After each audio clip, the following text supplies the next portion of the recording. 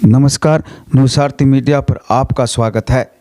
घर की चौखट से देश की संसद तक आधी दुनिया ने अपने बलबूते पर अपनी कला का जोरदार प्रदर्शन किया है कि सारी दुनिया देखती रह गई। एक ऐसा समय भी था जब महिलाएं चार दीवार में रहकर चूल्हा चाकी और घूंघट की ओट में जीवन बिताती थी। उन्हें घर से बाहर जाने की अनुमति नहीं दी जाती थी। समाज का ताना बाना, अंधविश्वास और रूढ़िवादी परंपरा हावी थी। लेकिन वक्त का ऐसा बदलाव आया जिसमें महिलाओं ने सब कुछ पीछे छोड़ दिया। जमाना बदला, जमाने के साथ ही आधी दुनिया ने एक कदम आगे बढ़ाकर ऐसी ऊंची उड़ान भरी तो पुरुषों को पीछे ही छोड़ दिया। घर की अनगिनत जिम्मेदारियों के साथ आकाश, धरती और पाताल तो बॉर्डर पर खड़ी होकर देश की रक्षा सुरक्षा की जिम्मेदारी भी बखूबी निभा रही हैं। सरकार के निरंतर लगातार आर्थिक सहयोग से आत्मनिर्भर भारत के संकल्प में महिलाओं की भागीदारी दिन ब दिन बढ़ती जा रही है। पिछले 6-7 वर्षों में महिला स्वयं सहायता समूह का अभियान और तेज हुआ है। आज देश भर में 70 लाख स्वयं सहायता समूह हैं। महिलाओं के पराक्रम को समझने की ज़रूरत है तो हमें महिमा की अधिक ऊंचाइयों तक पहुंचाएगी। नारी ममतामयी है, त्यागमयी है। महिलाएं त्याग के बलबूते पर समाज के हर पहलू से जुड़ी है। वह आत्मनिर्भर और पढ़ी लिखी है एवं अपने अधिकारों और कर्तव्यों के प्रति जागरूक है। इनकी शिक्षा से आज नौकरी पेशा महिलाओं की संख्या में वृद्धि हुई है। हमारे समाज में महिलाओं की निस्वार्थ सेवा हर क्षेत्र में है।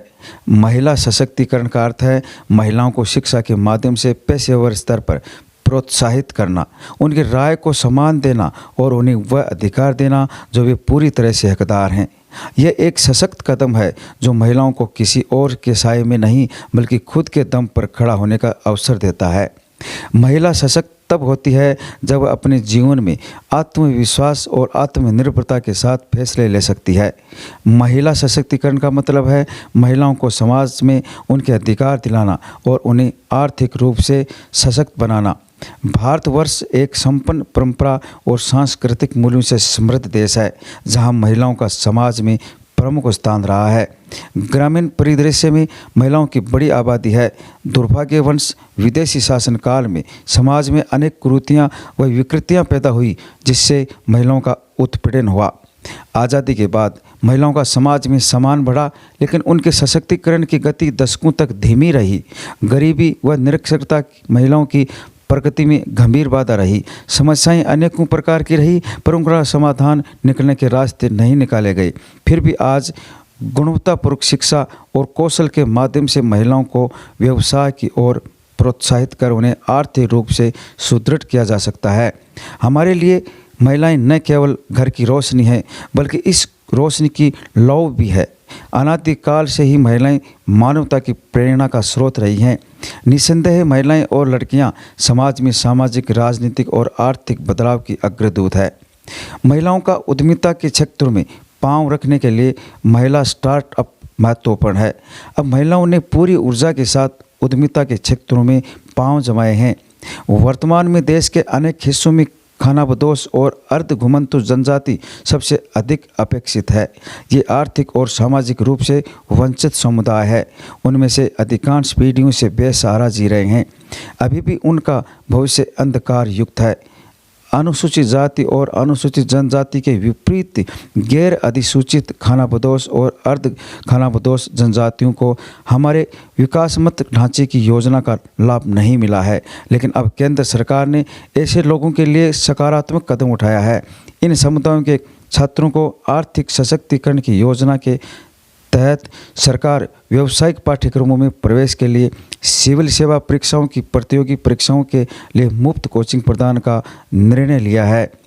प्रगति और विकास की दिशा में सरकार का अच्छा कदम है लेकिन इन समुदायों के लिए आखिरी नहीं है जो कई वर्षों से उपेक्षा और उदासीनता के शिकार हैं। गैर अधिसूचित जनजातियां, खानाबदोश जनजाति और अर्ध घुमंतु जनजातियों सबसे अधिक अपेक्षित हैं। हाशिए पर रहने वाले और आर्थिक रूप से वंचित समुदायों में से हैं जिनमें से अधिकांश बेसहारा जीवन जी रहे हैं। इस खास मौके पर, इस खास दिन पर आधी दुनिया की खास रिपोर्टिंग पर विभिन्न क्षेत्रों में काम करने वाली महिलाओं की सुनिए अपनी अपनी राय क्या है। वो सबसे इम्पोर्टेंट होती है। बच्चियों को पढ़ने दो और जो साथ में को करिकुलर एक्टिविटीज होती है वो भी उतनी ही इम्पोर्टेंट होती है। बाहर जाने दो, लोगों से इंटरेक्ट करने दो, बात करने का तरीका, उठने बैठने का तरीका वो बाहर घूमने से ही आता है।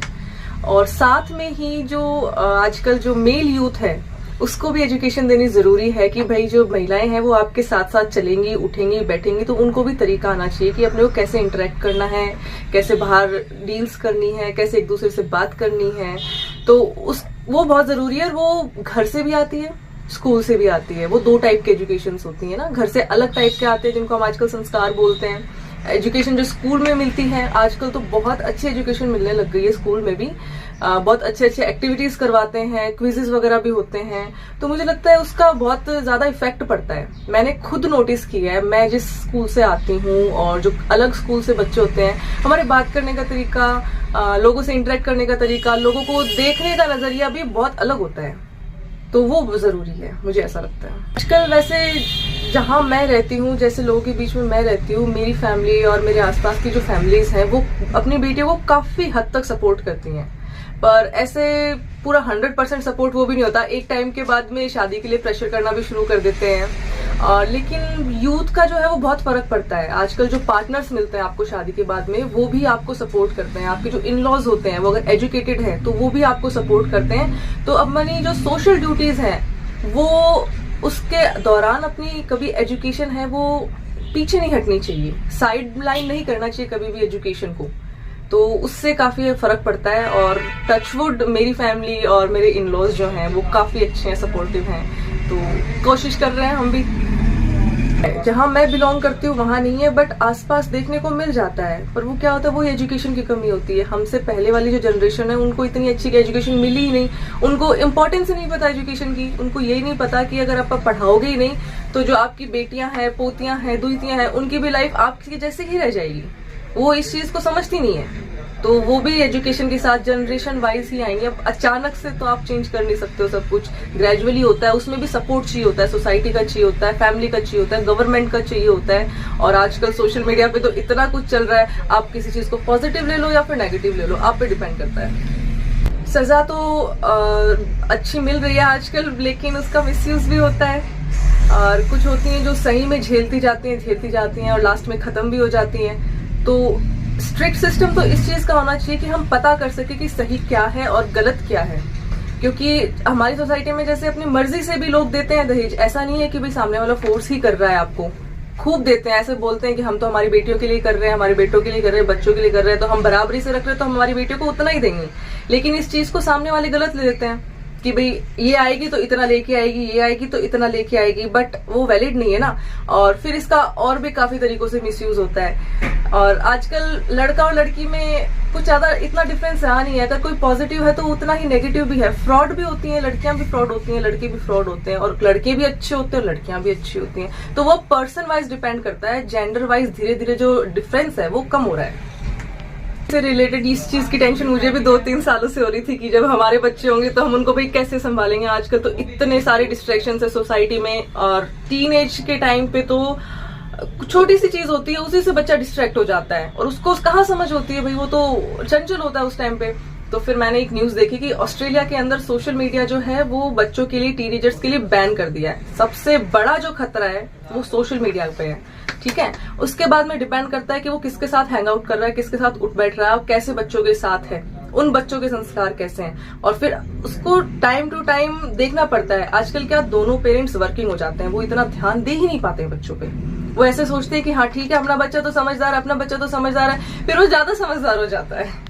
तो उसका भी है इफेक्ट। मैं कहना चाहूंगी कि महिलाएं टचवुड अभी तक जो है, मैं छोटी सी थी, मैंने 5-6 साल की थी तब से होश संभाला है, तब से मैंने बढ़ते हुए ही देखा है। मेरी तो मम्मी खुद एजुकेशन डिपार्टमेंट के अंदर है, और मेरी फैमिली के अंदर, मेरे गांव में भी टचवुड बहुत अच्छे एजुकेटेड फैमिलीज हैं। और एक फैमिली पूरी तरीके से एजुकेटेड तभी होती है जब उसके अंदर एक लेडी जो होती है ना वो फुली एजुकेटेड होती है। कि और पता चलता है, बाहर जाते हो पता चलता है भाई क्या खामियां है समाज में, क्या पॉजिटिव चीजें हैं वो आप अपने घर पे लाते हो। आप डिसाइड करते हो कि अपने बच्चों को, अपने आगे जनरेशन को, अपने को क्या पास ऑन करना है। और आप अब घर में ही रहोगे तो आपको एक्सपोजर ही नहीं मिलता कि बाहर क्या चल रहा है, क्या नहीं चल रहा है वर्ल्ड के अंदर।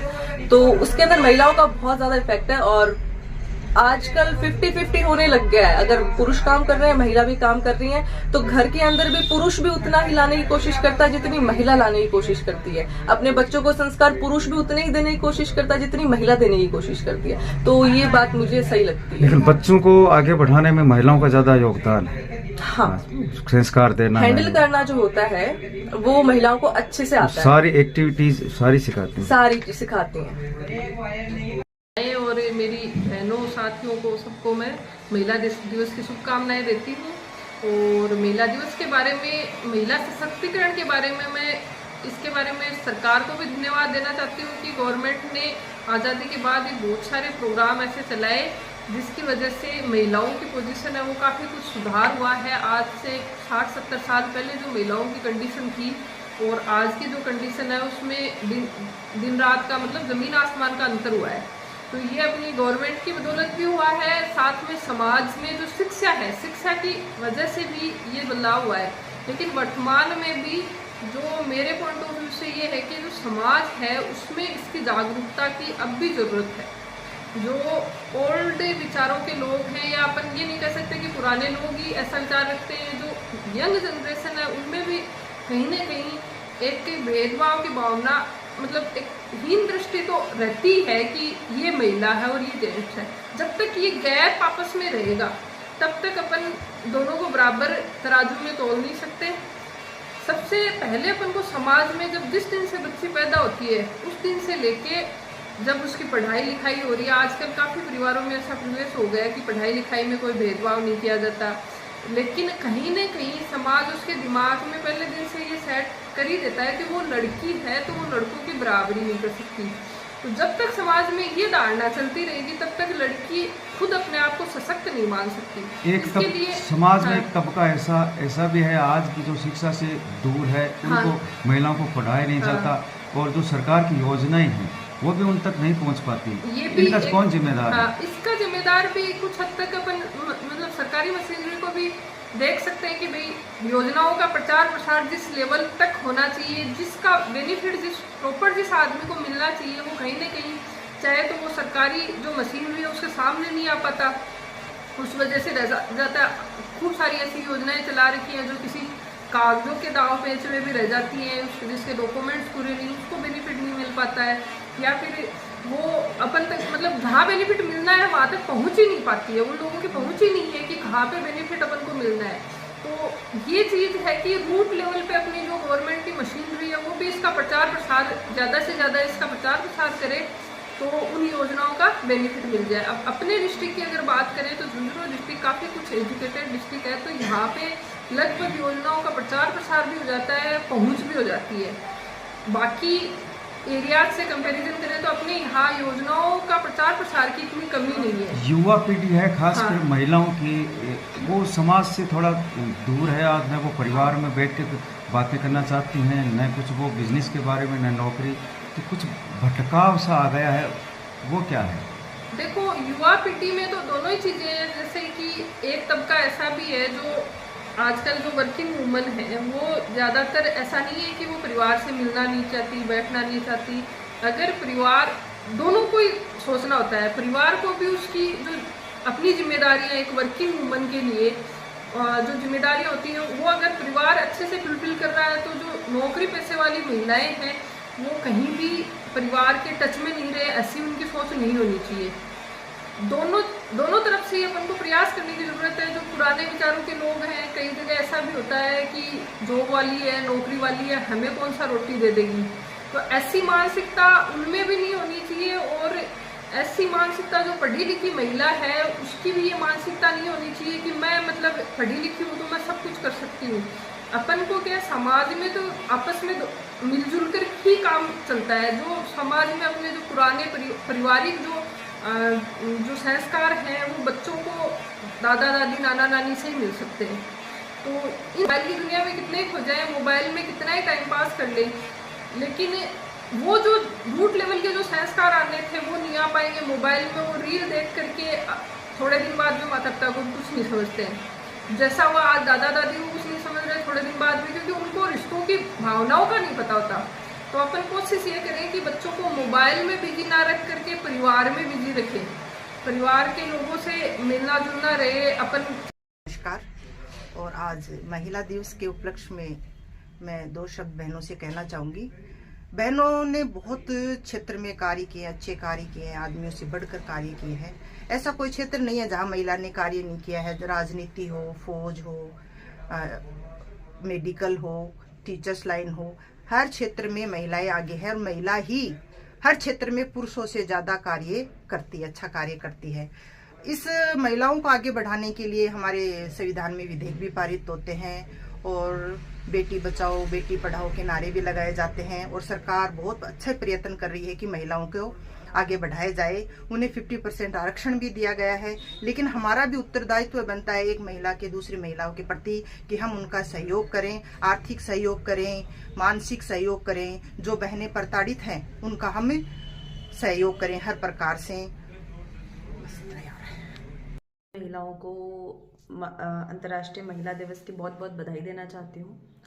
महिला दिवस पर मैं यही बताना चाहती हूँ कि महिला दिवस जो है 1908 में पहली बार 15,000 महिलाओं ने न्यूयॉर्क में अपने अधिकारों के लिए सबसे पहली बार आवाज़ उठाई और वो चाहती थी उस वक्त कि उन्हें बराबर का मताधिकार देने का मौका मिले, मत देने का मौका मिले, उन्हें बराबर जो है तनख्वाह मिले पुरुषों की समानता के तौर पर। और इस तरीके से महिलाओं ने पहली बार इतिहास में अपनी आवाज़ बुलंद करी और महिलाओं के सशक्तिकरण के लिए पहली बार आवाज़ उठाई गई।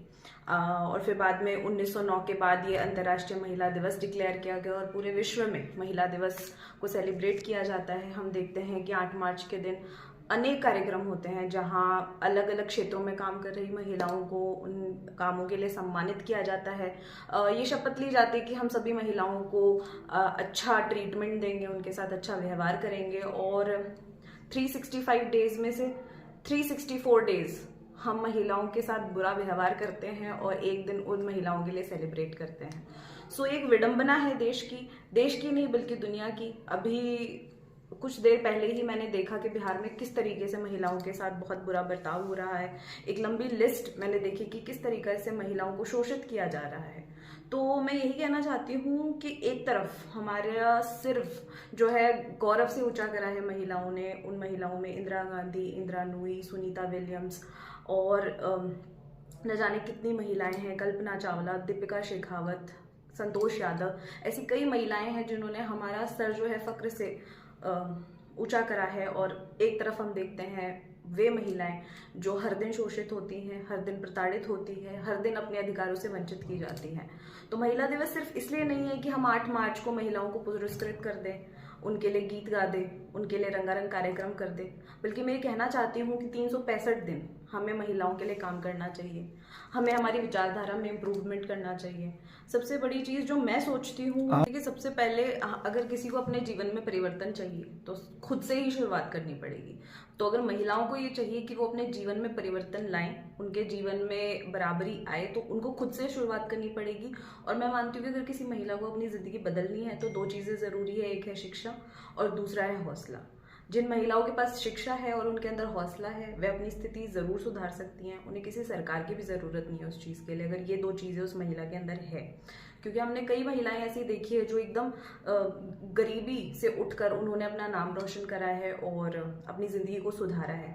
तो हौसला खुद के अंदर ही लाना पड़ेगा, उन्हें शिक्षित उन्हें खुद होना पड़ेगा। किसी और से हम ये उम्मीद करें कि वो आकर हमारी मदद करे तो ऐसा नहीं हो सकता है। और सरकार से तो हम यही उम्मीद कर सकते हैं, जो है सोसाइटी और सरकार मतलब सिस्टम, हम ये उम्मीद कर सकते हैं कि एक तो सोसाइटी जो है जो जिस तरीके से महिलाओं को शोषण हो रहा है या महिलाओं को जिस तरीके से गली मोहल्ले के बाहर प्रताड़ित किया जाता है, तो सोसाइटी अपने अंदर इम्प्रूवमेंट लेके आए उस चीज़ के लिए। क्योंकि वो तो समाज को अपनी सोच उस चीज़ के लिए बदलनी पड़ेगी। अपने बेटों को शिक्षित करना पड़ेगा कि हमें महिलाओं को किस तरीके से ट्रीटमेंट करना चाहिए, वे हमारे बराबर हैं, हमें उन्हें हीन भावना से नहीं देखना चाहिए, हमें उन्हें निचले तबके की तरह नहीं देखना चाहिए, वे हमारा बराबर है, हमें उन्हें का सम्मान करना चाहिए। और सिस्टम से ये परिवर्तन की उम्मीद करते हैं कि अगर कोई ऐसी हादसा होता है, अगर किसी तरीके से किसी भी जेंडर के साथ गलत किया जाता है, तो सरकार कड़े से कड़े कदम और जल्दी से जल्दी कदम उठाए ताकि समाज में इस तरीके का डर बैठे कि महिलाओं के साथ अगर उत्पीड़न होता है, अगर उनके साथ शोषण होता है तो एक कड़क कदम, एक स्ट्रिक्ट एक्शन उनके लिए लिया जाएगा। इस सिस्टम में अपने क्या सुधार कर सकते हैं? महिलाएं आज बहुत सी योजनाओं का लाभ भी ले रहे हैं, समाज जो निजी संस्थाएं हैं वो भी उनका सपोर्ट कर रही हैं, लेकिन फिर भी वो अकेली क्यों महसूस करती है? देखिए, अकेला महसूस करने का कारण यही है कि जिन महिलाओं के लिए अधिकार बने थे उन महिलाओं तक पहुंच नहीं पाए और कुछ महिलाओं ने उनका दुरुपयोग भी किया है, ये हमें स्वीकार करना होगा। तो जो महिलाएं जिनके लिए कानून बने हैं उन्हें अवेयरनेस नहीं है अपने कानूनों की कि उन्हें क्या अधिकार प्राप्त है और उन्हें कैसे उनका उपयोग करना है, एक ये कारण है सबसे बड़ा कारण। और दूसरा शिक्षा है कि शिक्षित होना बहुत ज़रूरी है महिलाओं के लिए, तभी जो है सारी सरकार ने तो बहुत सारे कार्यक्रम चला रखे हैं, लेकिन एक तो ये कि सरकारी तंत्र भी थोड़ा ढीला पड़ जाता है जब किसी महिला के साथ कुछ गलत होता है। और एक महिला, मैं डॉक्टर सुगीता सुमन नामदेव जिला अस्पताल में पोस्टेड हूँ। सर, आप सब महिलाओं को महिला दिवस की हार्दिक शुभकामनाएं। आज़ादी के बाद महिलाओं का बहुत विकास हुआ है, अभी भी सरकार भी अपनी महिलाओं के विकास के लिए बहुत कोशिश कर रही है, लेकिन फिर भी अपन महिलाओं को भी महिलाओं का साथ देना चाहिए। जैसे कई बार एक महिला ही दूसरी महिला के आगे प्रोग्रेस करने में बाधक बन जाती है, इस चीज़ का अपन को ध्यान रखना चाहिए। बाकी महिलाओं के लिए सेफ माहौल होना चाहिए। जैसे महिला अगर रात को ड्यूटी पे जा रही है, रात को काम के लिए निकल रही हैं, तो वातावरण भी उनके लिए सुरक्षित होना चाहिए कि डर नहीं लगे उनको कि घर से बाहर निकल रही हूँ। तो घर वालों को भी पूरा सपोर्ट करना चाहिए कि भाई अगर ये सर्विस पे जा रही है तो कुछ मैं इनकी हेल्प वगैरह करवाऊँ। सास वगैरह को पूरा सपोर्ट करना चाहिए कि भाई ठीक है, बच्चा भी संभाल रही है, अगर नौकरी भी कर रही है महिला, चाहे नौकरी कुछ भी हो, दिन की हो रात की हो, महिला सुरक्षित फील करना चाहिए अपन को। बाकी महिलाएं बहुत आगे बढ़ रही हैं, साइकिल से लेके हवाई जहाज तक उड़ाने लग गई हैं महिलाएं। आगे और भी महिलाएं अब पुरुष से कंधा मिला के चलने की कोशिश कर रही हैं, लेकिन जो पीछे रह रही हैं उनको भी अपन को आगे बढ़ाना चाहिए। अपन को उनकी भी अपन को मदद करनी चाहिए कि किस तरीके से, जैसे बच्चों की स्कूली शिक्षा से अपन को ध्यान रखना चाहिए। कुछ बच्चियाँ हैं जो कम एज में ही स्कूल से निकाली जाती हैं, पेरेंट्स को लगता है कि बेबी इनकी पढ़ाई वढ़ाई नहीं करवा सकते, अब अपन घर के काम में मदद कर रही है। पेरेंट्स को इस चीज़ के लिए सोचना चाहिए, बच्चों की भी बेटों के बराबर ही पढ़ाई करवानी चाहिए, ताकि आगे जाके वो खुद सेल्फ डिपेंडेंट होंगी, वो किसी पे आश्रित नहीं होंगी, तो वो अपना काम खुद कर सकती हैं वो महिलाएं। वहाँ पे जब महिला चलती है तो सबसे पहले तो उसको पेरेंट्स वगैरह को सबको अच्छे से उसको गाइडेंस देना चाहिए कि बेटा तुम्हें आत्मनिर्भर अगर होना है, तुम्हारा क्या डिसीजन है, तुम्हें सर्विस करनी है, अपना बिजनेस करना है, या फिर आपको क्या करना है। और बाकी अगर उसको माहौल अच्छा मिलेगा, पढ़ने का माहौल, आगे बढ़ने का माहौल मिलेगा, तो थोड़ा सा डिफ़िकल्ट तो होगा एक बार हर चीज़ साथ में लेके चलना, लेकिन वो आगे निकलने में दिक्कत नहीं आएगी उसको। परवरिश में तो कमी नहीं रहती है, लेकिन कई बार बच्चियों का माइंड डाइवर्ट कर दिया जाता है कि भाई उसको जैसे कहीं स्कूल में गई है, फिर उसको कंपनी ऐसी मिल गई हो कि थोड़ा सा साइड लाइन में अगर चलने की कोशिश करती है, उसी टाइम में पेरेंट्स को संभल जाना चाहिए। बाकी अगर अच्छा माहौल मिल रहा है तो बच्चियाँ नहीं डाइवर्ट होती हैं उसके बाद में। थोड़ा सा उनके बच्चों, पेरेंट्स को भी ये है कि उनकी निगरानी भी रखनी चाहिए, बच्चों की अच्छी शिक्षा शुरू से ही देके रखना चाहिए कि बेटा बाहर आप निकल रहे हो, चाहे पढ़ाई के लिए निकल रहे हो, चाहे नौकरी के लिए निकल रहे हो, लेकिन अपनी सेफ्टी सबसे पहले होती है, अपना ध्यान सबसे पहले रखना है। मेच्योरिटी इतना पेरेंट्स को भी पहले समझा के रखना चाहिए बच्चियों को। आप एक डॉक्टर हैं, क्या संदेश देना चाहते हैं समाज में महिलाओं को? मैं महिलाओं को समाज में संदेश देना चाह रही हूँ कि सबसे पहले तो महिला को सपोर्ट करना चाहिए, एक दूसरे के पैर नहीं खींचने चाहिए। कई बार माहौल ऐसा होता है कि जैसे सास ही बहू को सर्विस में करने में दिक्कत करती हैं, ऐसा नहीं करना चाहिए। इंडिपेंडेंट अगर महिला होगी तो वो अपना काम खुद कर सकेगी, पुरुष के कंधे से कंधा मिला सकेगी, तो आगे जाके उसको माहौल भी अच्छा मिलेगा, ससुराल भी अच्छा मिलेगा, तो बच्चों की वो परवरिश भी बहुत अच्छे से कर पाएगी। पढ़ी लिखी लड़की होगी, वो बहुत अच्छे से अपने बच्चों को पढ़ा पाएगी। आगे जाके वो जॉब अगर कर रही है तो साथ में फैमिली को भी इकोनॉमिकली सपोर्ट भी मिलेगा।